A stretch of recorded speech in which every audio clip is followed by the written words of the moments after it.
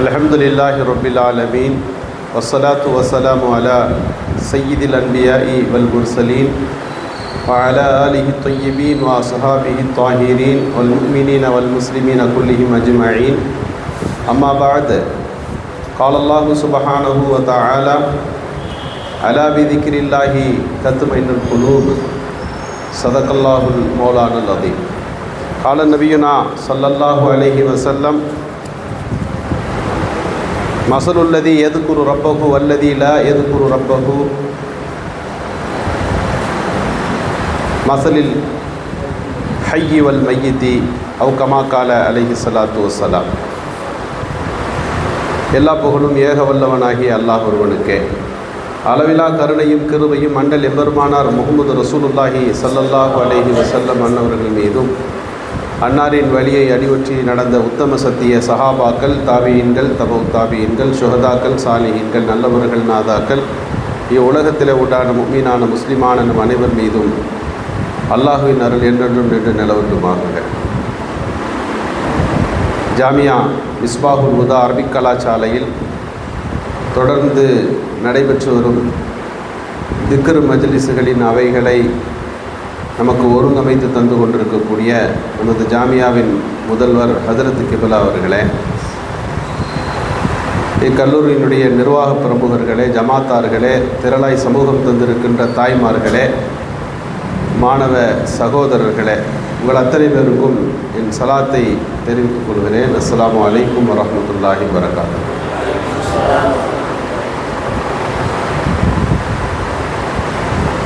ஹதரத் முஆவியா ரலியல்லாஹு நபிகள் பெருமானார் ஸல்லல்லாஹு அலைஹி வஸல்லம் அவர்களுடைய உற்ற தோழர்களில் ஒருவர். ஒரு நாள் பள்ளிவாசலில் இருந்து அந்த பகுதியாக அவர்கள் வருகிற போது ஒரு கூட்டம் அமர்ந்திருக்கிறது, திக்ர் செய்து கொண்டிருக்கிறது.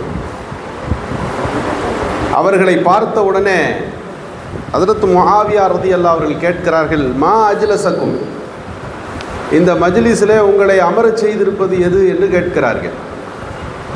அப்போது அங்கே இருந்த அந்த சஹாபாக்கள் சொன்னார்கள், ஜலஸ்னா நதுகுருல்லாஹ வ நஹ்மிதா, அல்லாஹுவை நாங்கள் திக்ரு செய்வதற்காக வேண்டியும் புகழ்வதற்காக வேண்டியும் தான் இங்கே அமர்ந்திருக்கிறோம், அதை தாண்டி எங்களுக்கு எந்த நோக்கமும் இல்லை என்று சொன்னபோது ஹதரத் முஆவியா ரலியல்லாஹு சொன்னார்கள், உங்களுடைய நோக்கம் இது மட்டும்தான் என்று சொல்கிறீர்கள் அல்லவா, அதே போலத்தான் நாங்களும் ஒரு நாள் இதே போன்ற ஒரு அவையிலே அமர்ந்திருந்தோம். நபிகள் நாயகம் ஸல்லல்லாஹு அலைஹி வஸல்லம் அவர்கள் இந்த பகுதியாக வந்தபோது எங்களை பார்த்து கேட்டார்கள், இந்த சபையிலே உங்களை அமர வைத்திருப்பது எது என்று கேட்டார்கள். நாங்கள் சொன்னோம், அல்லாஹ்வை திக்ரு செய்வதற்காக, அவனை புகழ்வதற்காக மட்டும்தான் அமர்ந்திருக்கிறோம் என்று சொன்னபோது, வேறு எந்த நோக்கமும் உங்களுக்கு இல்லையா என்றார்கள். இல்லை யா ரசூலல்லாஹ், நாங்கள் அல்லாஹுவை துதிபாடுவதற்குத்தான் இந்த மஜ்லிஸிலே அமர்ந்திருக்கிறோம் என்று சொன்னபோது நபி ஸல்லல்லாஹு அலைஹி வஸல்லம் சொன்னார்கள், அத்தானி ஜிப்ரையிலு, இப்போதுதான் ஜிப்ரையில் அலைஹிஸ்ஸலாம் வந்தார்கள். உபாஹி பிகுமுல் மலாயிகா, மலக்குமார்கள் உங்களை கொண்டு, மலக்குமார்களிடத்திலே உங்களை கொண்டு அல்லாஹ் சிறப்பித்து பேசி கொண்டிருக்கிறான் என்று சொன்னார்கள் என்பதாக இந்த ஹதீஸ் நிறைவடைகிறது. திக்ர் எடுக்கப்படுகின்ற மஜ்லிஸுகள், அல்லாஹுவை ஞாபகப்படுத்துகின்ற சபைகள், அது மலக்குமார்களிடத்தில் அல்லாஹ் பிரசித்தி பற்றி பேசுகிறான், அதை பிரஸ்தாபப்படுத்தி அதை முன்மொழிகிறான் என்று சொன்னால் அதன் சிறப்பு எப்படிப்பட்டது என்பதை நாம் புரிந்து கொள்ள வேண்டும். நாம் இங்கே அமர்ந்து திக்ரு செய்கிறோம், அல்லாஹுவை துதிபாடுகிறோம், நம்மை எல்லாம் விட சிறந்த மலக்குமார்களின் அவையில் அல்லாஹ் நம்மை பற்றி பேசுகிறான். அல்ஹம்துலில்லாஹி ரப்பில் ஆலமீன், அல்லாஹ்வை நம்ம புகழ்ந்தா அல்லாஹ் உடனே அங்கு சொல்லுகிறானாம், ஹமிதனி ரப்பி ஹமிதனி அபுதி, என் அடியான் என்னை புகழ்ந்து விட்டான். அர் ரஹ்மான் அர் ரஹீம் என்று நாம் அல்லாஹுவை புகழ்கிற போது, அஸ்னா அலைய அபுதி, என் அடியான் என்னை புகழ்பாடி விட்டான், துதிபாடி விட்டான் என்று அல்லாஹ் பேசுகிறான். மாலிக் யௌமித்தீன் என்று நாம் சொல்லுகிற போது, மஜ்ஜதனி அபுதி, என்னுடைய அடியான் என்னை உயர்வுபடுத்தி விட்டான் என்று ஒவ்வொரு வார்த்தைக்கு பதிலிலே அல்லாஹ் நம்மை நினைவு கூறுகிறான். என்றால் பதுகுருணி எதுகுருக்கும், என்னை நீங்கள் நினைவு கூர்ந்தால் உங்களை நான் நினைவு கூறுகிறேன் என்கின்ற திருக்குர்ஆனுடைய வசனத்தை தாங்கியதுதான் இந்த ஹதீஸ்கள் எல்லாம். அப்படிப்பட்ட உயர்வான மஜ்லிஸில் நாம் அமர்ந்திருக்கிறோம். உண்மையில் சொல்வதென்றால் ஒரு நாள் நடத்தப்படுகிற இந்த மஜ்லிஸ் மட்டுமே உங்களுடைய இறை தொடர்புக்கு போதுமானதாக ஆக முடியாதது என்பதுதான் நம்முடைய முன்னோர்கள் நமக்கு ஏற்படுத்தி இருக்கக்கூடிய இந்த சபைகள். தொடர்ந்து உங்கள் வீடுகளிலே நீங்கள் ஒவ்வொரு நாளும் காலை மாலையில் திக்ருகளிலே ஈடுபட வேண்டும். தஸ்பீஹாத்துகளிலே உங்களை ஈடுபடுத்தி கொள்ள வேண்டும். அதற்கு ஒரு முன்மாதிரியாகத்தான் இந்த திக்ர் மஜ்லிஸ் நமது மதரசாவிலே ஒவ்வொரு மாதமும் சிறப்பான முறையில் நடத்தப்படுகிறது. பொதுவாக திக்ரு சார்ந்த விஷயங்களிலே அதிகமான கவனம் நமக்கு தேவைப்படுகிறது. சாதாரணமாக பேச்சு, அந்த பேச்சிற்கு நாம் அல்லாஹ்விடத்திலே பல நேரங்களில் பதில் சொல்ல கடமைப்பட்டவர்களாக ஆகிவிடுகிறோம். சாதாரண பேச்சுத்தான்.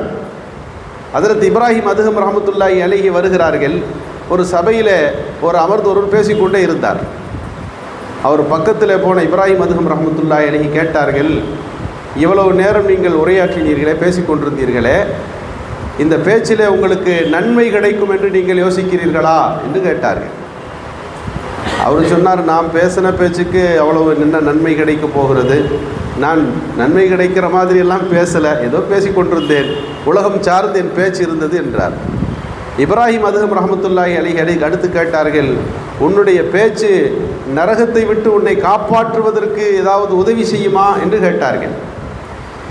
அவர் சொன்னார், அதுவெல்லாம் என் பேச்சில் சாத்தியமில்லை என்று சொன்னபோது இப்ராஹிம் அதுஹம் ரஹ்மத்துல்லாஹி அலைஹி சொன்னார்கள், நீங்கள் இவ்வளவு நேரத்தை தஸ்பீஹிலே நீங்கள் கழித்திருந்தால், இறைவனை ஞாபகப்படுத்துகின்ற திக்ருகளிலே நீங்கள் செலவழித்திருந்தீர்கள் என்று சொன்னால் உங்களுடைய அத்தனை விஷயங்களும் நன்மையாக மாறி போயிருக்கும். நரகத்திலிருந்து நீங்கள் பாதுகாக்கப்படுவதற்கு அதுவே காரணமாக இருக்கும். அல்லாஹுடைய அருளை திருப்தியை பெறுவதற்கு அது மட்டுமே போதுமானதாக இருக்காதா?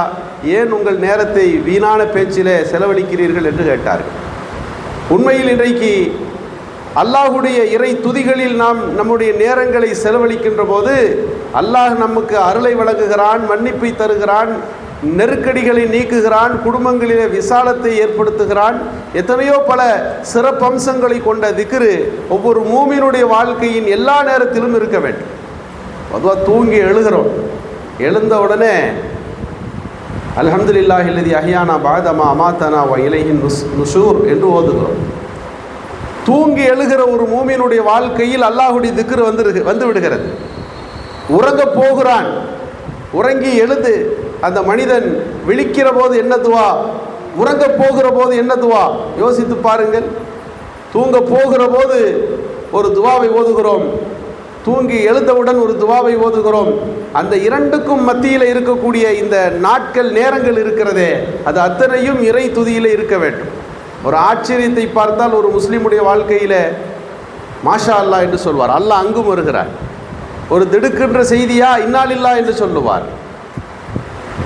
ஏதோ ஒரு வகையில் அல்லாஹ் என்கின்ற வார்த்தை ஒரு மூமினுடைய சிந்தனையிலே, வார்த்தைகளிலே, நாவிலே வந்து கொண்டே இருக்கிறது. அல்லாஹ்னு சொல்லாம ஒரு நாள் ஒரு மூமினுடைய வாழ்க்கையில் கழியக்கூடாது. எப்போதும் அல்லாஹுடைய திக்ருகள் இருந்து கொண்டே இருக்க வேண்டும். பீஷா போகிற இடத்துலையும் பைத்துல் ஹலால மட்டும்தான் அல்லாஹ்வுடைய பேர் உச்சரிக்கப்படாது. நம்ம அங்கேருந்து வெளியே வரும்போது உஃப்ரானக்க அல்ஹம்துலில்லாஹி அல்லதி அதுஹப அன்னில் அதா வாஃபானி என்று ஓதும்.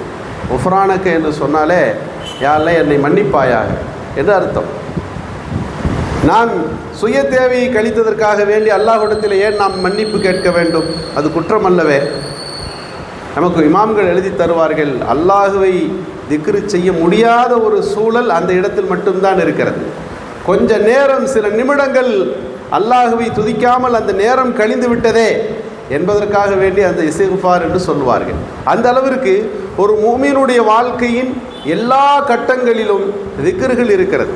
நபிகள் நாயகம் ஸல்லல்லாஹு அலைஹி வஸல்லம் இடத்துல ஒரு சஹாபி ரலியல்லாஹு கேட்டார்கள், யா ரசூலல்லாஹ், ஃபர்லான கடமைகளுக்கு பிறகு நஃபிலான வணக்கங்கள் அதிகம் இருக்கிறது, நான் தொடர்ந்து செய்வதற்கு ஏதாவது ஒரு இபாதத்தை, வணக்கத்தை சொல்லித்தாருங்கள் என்று கேட்டபோது நபிகள் நாயகம் ஸல்லல்லாஹு அலைஹி வஸல்லம் அவர்கள் அந்த சஹாபிக்கு சொன்னார்கள், லா யஸாலு லிசானுக பிதிக்ரில்லா ரத்பம் பிதிக்ரில்லா, அல்லாஹுடைய திக்ரிலே எப்போதும் உன் நாவு நினைந்திருக்கட்டும் என்று சொன்னார்கள்.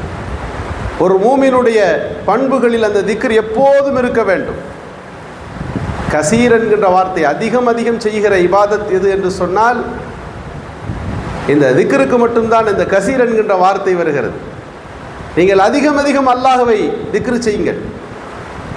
இந்த திக்ருக்கு அல்லாஹு சுப்ஹானஹு தஆலா பல்வேறு விதமான நன்மைகளை வைத்திருக்கிறான், பல ஆபத்துகளை நீக்குகிறான். ஹதீஸுகளிலே வரலாறு நிகழ்வுகளிலே பல்வேறு செய்திகள் இடம்பெற்றிருக்கிறது. பொதுவாக ஒரு மனிதர் ஆபத்து சூழ்ந்து விடுமோ என்று பயப்படுகிற போது ஹஸ்புனல்லாஹ் என்று ஓத வேண்டும். அல்லாஹ் அந்த திக்ரின் பரக்கத்தினாலே நமக்கு வர இருக்கிற ஆபத்துகளை நீக்குகிறான்.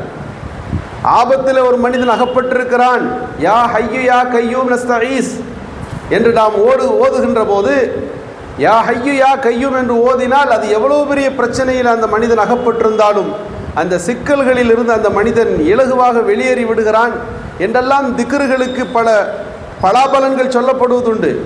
பொதுவாக சோதனை வந்தால் மட்டும் அதை நாம் ஓதி பழகக்கூடாது. எப்போதும் அந்த திக்ரில் இருக்கிற போது அல்லாஹு சுப்ஹானஹு தஆலா நமக்கு இலகுவான முறையில் அவற்றிலிருந்து வெளியேறுவதற்கான வாய்ப்புகளை ஏற்படுத்துவார்.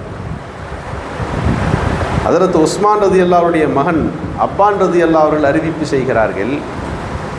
தன்னுடைய மாணவர்களை அமர்த்தி ஒரு ஹதீஸை சொல்லுகிறார்கள். பிஸ்மில்லாஹில்லதி லா யதுர்ரு மஅ இஸ்மிஹி ஷைஉன் ஃபில் அர்லி வலா ஃபிஸ் ஸமா வஹுவ ஸமீஉல் அலீம் என்கின்ற இந்த தஸ்பீகை அவர்களுக்கு சொல்லிக் கொடுக்கிறார்கள். இந்த தஸ்பீகை ஓதினால் அவருக்கு எந்த தீங்கும் ஏற்படாது, எல்லா தீமையிலிருந்தும் தீங்கிலிருந்தும் அல்லாஹ் காப்பாற்றுவான் என்று சொன்னார்கள். அதை அறிவித்து கொண்டிருக்கிற அப்பான் ரலியல்லாஹுவிற்கு ஒரு பக்கவாதம் இருந்தது. அவர்களுடைய கை செயலிழந்திருந்தது. இதை பார்த்து அந்த மாணவர்கள் கேட்டார்கள், இமாம் அவர்களே, நீங்கள் அறிவிப்பு செய்கிற இந்த ஹதீஸ் இருக்கிறதே, இந்த துவாவை ஓதினால் எவ்வளவு பெரிய எந்த தீமையும் அணுகாது என்று சொல்லுகிறீர்கள், உங்களுக்கு ஏதோ ஒரு பிரச்சனை ஏற்பட்டிருக்கிறதே என்று கேட்டார்கள். அப்போது அப்பான் ரலியல்லாஹு அவர்கள் சொன்னார்கள், உண்மைதான், இந்த துவாவில் எந்த சந்தேகமும் இல்லை. இந்த துவாவை ஓதினால் எந்த தீமையும் நம்மை தொடாது என்பது உண்மை. ஆனால் என்றைய தினத்தில் இந்த துவாவை நான் ஓதவில்லையோ அந்த நாளில் தான் இந்த பிரச்சனை எனக்கு வந்தது என்று அவர்கள் குறிப்பிட்டார்கள். தொடர்ந்து ஒரு துவாவை நாம் செய்து கொண்டிருக்கிற போது, அந்த இபாதாத்துகளில் ஈடுபட்டு கொண்டிருக்கிற போது அல்லாஹு சுப்ஹானஹு தஆலா எல்லா தீமைகளிலிருந்தும் நம்மை விளக்குகிறான் என்பதுதான் இந்த ஹதீஸில் நமக்கு கிடைக்கிற செய்தி. அனஸ் ரலியல்லாஹு ஹதீஸில் நம்ம கேள்விப்பட்டிருப்போம். ஹஜ்ஜாஜ் இப்னு யூசுஃபினுடைய காலகட்டம், அவர்கள் மிகப்பெரியதொரு பிரச்சனை அந்த ஹஜ்ஜாஜ் இப்னு யூசுஃப் செய்து கொண்டிருக்கிறான். அந்த நேரத்தில் அனஸ் ரலியல்லாஹு அவர்களை அழைக்கிறான். அவர்களுக்கு எதிராக பேசிக்கொண்டிருப்பதாக அவர்களை அழைத்து விசாரிக்கின்றான்.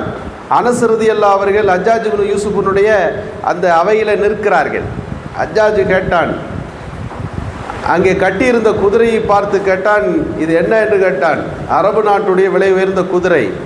இது அந்த குதிரையினுடைய பெருமையை காட்டி ஹஜ்ஜாஜ் கேட்டபோது அனஸ் ரலியல்லாஹு சொன்னார்கள், இது அல்லாஹ்வுடைய பாதையில் போவதற்கு பயன்படுமானால் இதன் சாணம் கூட மிகச் சிறந்தது தான். ஆனால் உன் இருக்கக்கூடிய குதிரை உன் பெருமையையும் ஆடம்பரத்தையும் காட்டுவதற்காக இருக்கிறது என்று சொல்லி ஹஜ்ஜாஜுக்கு முன்னாலே சில கண்டிப்புகளை பேச ஆரம்பித்தார்கள். நீ நல்லவர்களை ஒதுக்கிவிட்டாய், தீயவர்களோடு உன் சவகாசத்தை வைத்திருக்கிறாய் என்று சொன்னபோது ஹஜ்ஜாஜ் இப்னு யூசுஃப் சொன்னான், உன்னுடைய பேச்சுக்களை நான் கேட்டுவிட்டுத்தான் இங்கே அழைத்திருக்கிறேன். உனக்கு இப்போது மரண தண்டனை வழங்கப் போகிறேன், நீ தண்டிக்கப் போகிறேன் என்று சொன்னபோது அனஸ் ரலியல்லாஹு சொன்னார்கள், நபிகள் நாயகம் ஸல்லல்லாஹு அலைஹி வஸல்லம் அவர்கள் ஒரு துவாவை கற்றுக் கொடுத்திருக்கிறார்கள்.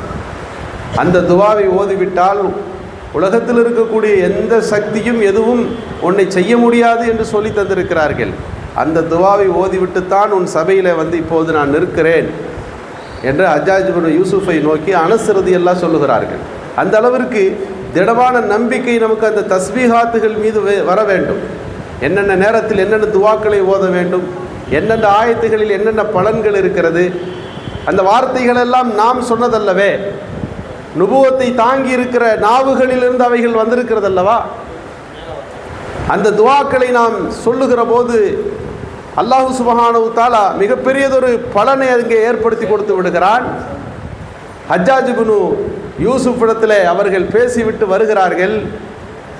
ஹஜ்ஜாஜுடைய அந்த மந்திரிகள் கேட்டார்கள், இவரை தான் ரொம்ப நாளாக தேடிட்டு இருந்தோம், அரசுக்கு எதிராக ரொம்ப கிளர்ச்சியாக பேசுகிறார் என்று தண்டிக்க வேண்டும் என்று தானே அவரை கூப்பிட்டோம், நல்ல வாய்ப்பு, ஏன் நீ தண்டிக்கவில்லை என்று கேட்டபோது ஹஜ்ஜாஜ் சொன்னான், அவர் பேசும்போதே தண்டிக்க நான் முற்பட்டேன், எழுந்தேன், நெருங்குகிற போது அவருடைய தோள் புஜத்திலிருந்து 2 சிங்கங்கள் என்னை பார்த்து நிற்கிறது, நான் நெருங்கினால் அது என்னை நோக்கி நெருங்குவதை போல காட்சி தருகிறது, ஒன்றும் இயலாமல் தான் அவரை நான் விட்டுவிட்டேன் என்று ஹஜ்ஜாஜ் சொன்னான். மாணவர்கள் கேட்டார்கள் அனஸ் ரலியல்லாஹு இடத்துல, நபிகள் நாயகம் ஸல்லல்லாஹு அலைஹி வஸல்லம் அவர்கள் சொல்லிக் கொடுத்த துவாவை சொல்லித்தார்கள் என்று சொல்லுகிற போது நீண்ட துவா, அதிலும் இந்த வார்த்தை வருகிறது, பிஸ்மில்லாஹில்லதி லா யதுர்ரு மஅஸ்மிஹி ஷைஉன் ஃபில் அர்தி வலா ஃபிஸ் ஸமா வஹுவ ஸமீஉல் அலீம் என்கிற வார்த்தை இருக்கிறது.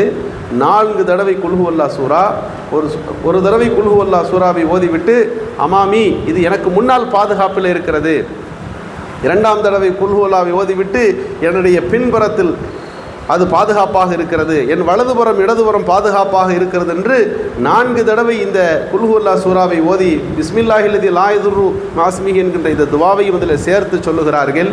நாம் யோசிக்க வேண்டும், இப்படி அல்லாஹுடைய துதிகளிலே, திக்ருகளிலே, அவனுடைய தஸ்பீஹாத்துகளிலே எண்ணற்ற பலன்களை அல்லாஹ் நமக்கு வைத்திருக்கிறான். இந்த திக்ர் மஜ்லிஸ்கள் மூலமாக அல்லாஹு சுப்ஹானஹு வ தஆலா நம் நோக்கங்களை நிறைவு செய்து நம் ஹாஜத்துகளை பரிபூர்ணப்படுத்துவானாக. தொடர்ந்து இந்த திக்ருகளில் ஈடுபடுகின்ற நல்ல தௌஃபீக்கை நமக்கும் நம் ஊர் மக்கள் அத்தனை பேருக்கும் நசீபாக்குவானாக. அஸ்ஸலாமு அலைக்கும் வரஹ்மத்துல்லாஹி.